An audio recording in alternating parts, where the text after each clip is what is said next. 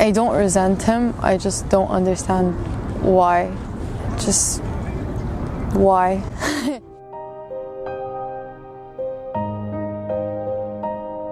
If I could have a conversation with somebody without being judged, it would be my biological father, probably. I call him my dunkle. I have two moms who are married. The uncle on one side of my family donated to my other mom so that their children would have their father in their life. I feel very lucky to be the spawn of a same-sex couple and know my father. He's always been a big part of my life, but I think as I've grown up, we've had a bit of a tumultuous relationship in that he hasn't given me the relationship that I want. I think of him as a father figure in many respects. He's a brilliant man. He can play every instrument. He can remember, crazy history facts at the drop of a hat. Part of me really wants him to be more interested in, or just be proud of the person I've become, which I feel like he has not done. So it definitely causes me a bit of anger, I think. I would tell him to tell me that he's proud of me, because he must be, right?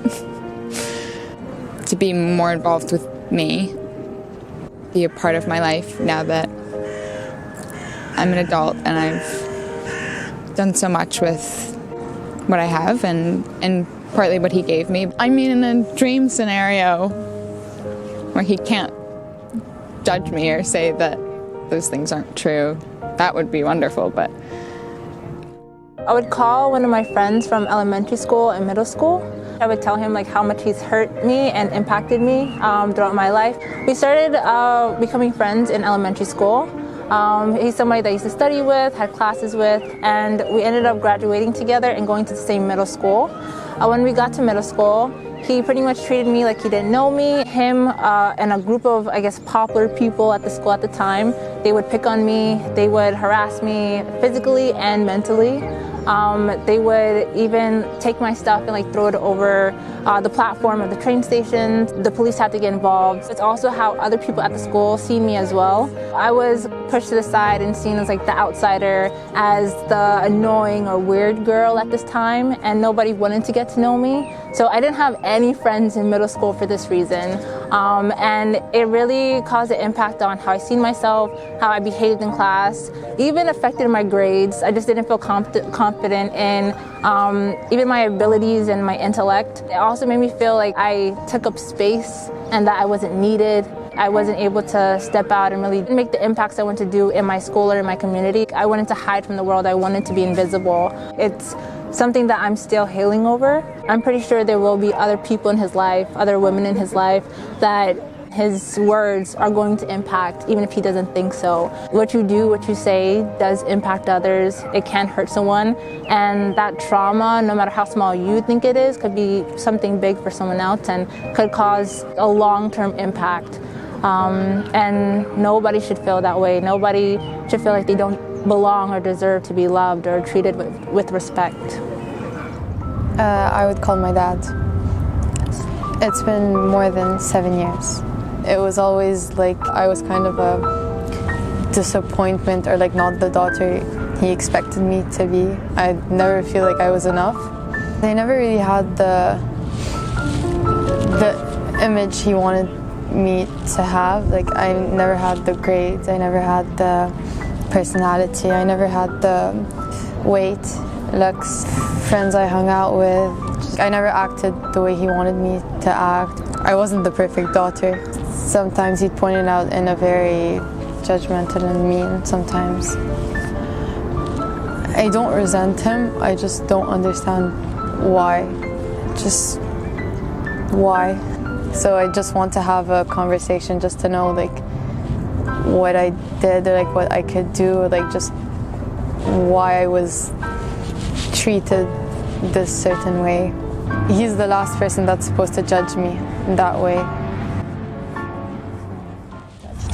I would call my grandma, who just died a couple months ago, and I would tell her that I'm gay and that I am really in love with my girlfriend. To be able to talk about that openly, like not have any fear there, I think would be a really enriching experience. My dedication to like myself, my happiness and stuff came about within the past few years. I think it would just be a big conversation about like the purpose of life and like happiness, how times have changed so much, because like for her, she lived like 88 years, grew up in like a really rural part of Bosnia. That culture and stuff is so different from like where I live now. Had 7 kids, lived on like a mountaintop the whole time. Did you always think that you would do that? Was that your plan? Was your plan just like get married young and produce children and stay there until your death? Or did you have dreams to go elsewhere? Did you like I don't think she ever even had a job to talk about that lifestyle and those life choices. I think eventually she'd accept it. It might be really weird for her because that experience might be new for her. Someone being like that honest and like that deep, but I think that she would embrace me at the end of it, I hope. It would be calling my teachers. I went to boarding school as a younger kid from the age of 13 to 18. During those times we were growing up and turning into men, and it was the teachers there that taught us many lessons in life and to take certain action on things, and they gave us the real life lessons because they were there to discipline us throughout that time. However, as young men, as you would know, we acted out, if you know what I mean. We didn't behave all the time, and the teachers had said certain things that maybe that they thought that we didn't listen. Having to grow up as a man and take on life and take on the challenges that come along with it. It's not until 5 years later or even 10 years later that these lessons really start to kick in, and you realize that what they said had actual meaning and were in fact very important. They've really shaped who I am today, and yeah, it's been a progressive growth since high school, and they have an effect on me up until this day. Be my great-grandmother. She lived to be almost 101 years old, so I was exceptionally blessed to have 20-some years with her in my life. I think she was born in like 1905. She had 8 kids, so huge family. And at Christmas there would be 60-some people at Mema's house, and we would line up on the stairs to eat dinner during Christmas. Anytime we would leave her house, my mom and I were always arguing for the last hug, to the point where I would literally jump out of the car before we were out of the driveway and run back for one more hug. And she would always be standing at the dining room door waiting when we pulled out of the drive to blow kisses and wave to us. Would love to just talk to her and see what she thinks about me living in Paris, for one. I think she would find it amazing, and I think she would be pretty smitten with my husband as well. I hope she knows how special she was, because I can't tell you the amount of times we think of her and we tear up, but it's not necessarily, of course we're sad she's gone, but it's not necessarily sadness. It's just this joy we have when we think of her. They always say that you might not remember what somebody said to you, but you'll remember how they made you feel. So she is the epitome of that statement. You always, always, always felt so loved around Mama and knew she cared and loved you with everything she had in her. A former college friend of mine named Cami.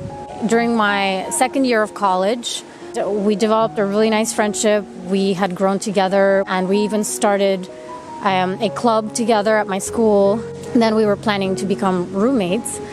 But during that time, my college was constantly sort of telling us that we shouldn't be roommates with our friends because we may end up not being friends anymore. And one time, Cami and I had sort of a disagreement, and I got really scared that I would lose her as a friend if we became roommates.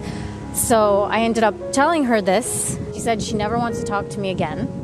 So that was the end of that friendship. I did try to reach out to her a few years later, and I didn't get to connect with her. A memory that I have with her that stands out is that we celebrated Thanksgiving together one year.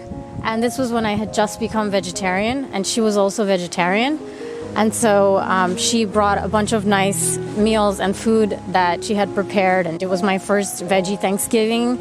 And it was just the two of us, just two friends, having a really good time. And I will cherish that. That was a really nice moment. I would tell her that I had a really nice time being her friend, and that I'm sorry we stopped being in touch, and that it would still be nice to kind of catch up and see where we are in life, because like I said, I think it's a shame that we didn't stay in touch, and I don't really know what happened and why we stopped talking.